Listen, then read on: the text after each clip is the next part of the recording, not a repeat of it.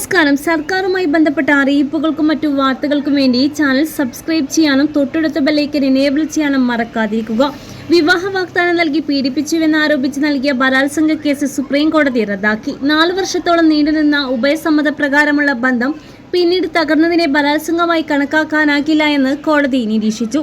ഒരു ബന്ധം തകരുമ്പോഴോ വാഗ്ദാനം പാലിക്കാൻ കഴിയാതെ വരുമ്പോഴോ അതിനെ ബലാത്സംഗമെന്ന് വിളിക്കാനാകില്ല. കുറ്റകൃത്യം സ്ഥാപിക്കണമെങ്കിൽ ബന്ധത്തിന്റെ തുടക്കം മുതൽ തന്നെ വഞ്ചിക്കണമെന്ന ഉദ്ദേശത്തോടെ വ്യാജ വാഗ്ദാനം നൽകിയിരിക്കണം. പരാതിക്കാരിയും പ്രതിയും മറ്റ് വിവാഹങ്ങളിൽ ഏർപ്പെട്ടിരിക്കുകയാണ് ബന്ധം സ്ഥാപിച്ചത്. 4 വർഷത്തോളം ഇവർ ഒരുമിച്ച് യാത്ര ചെയ്യുകയും താമസിക്കുകയും ചെയ്തിരുന്നു. 2017 നടന്നതായി പറയുന്ന സംഭവം 2021 റിപ്പോർട്ട് ചെയ്തത്. ഇത്രയും കാലം ഇവർ സൗഹൃദപരമായി ബന്ധം തുടർന്നിരുന്നു എന്ന് കോടതി കണക്കിലെടുത്തു.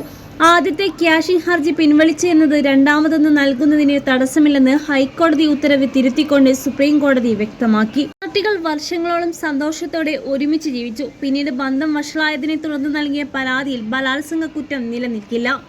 4 വർഷം നീണ്ടുനിന്ന ഉഭയസമ്മത ബന്ധം ബലാത്സംഗമായി കണക്കാക്കാനാകില്ല എന്ന സുപ്രീം കോടതി നിലപാട് നിയമപരമായി വളരെ പ്രസക്തമാണ്. 2 പ്രായപൂർത്തിയായ ആളുകൾ സ്വമേധയാ സമ്മതത്തോടെ ഒരു ബന്ധത്തിൽ ഏർപ്പെടുമ്പോൾ അത് പിന്നീട് തകരുമ്പോൾ അതിനെ ക്രിമിനൽ കുറ്റമായി മാറ്റുന്നത് നീതിയല്ല.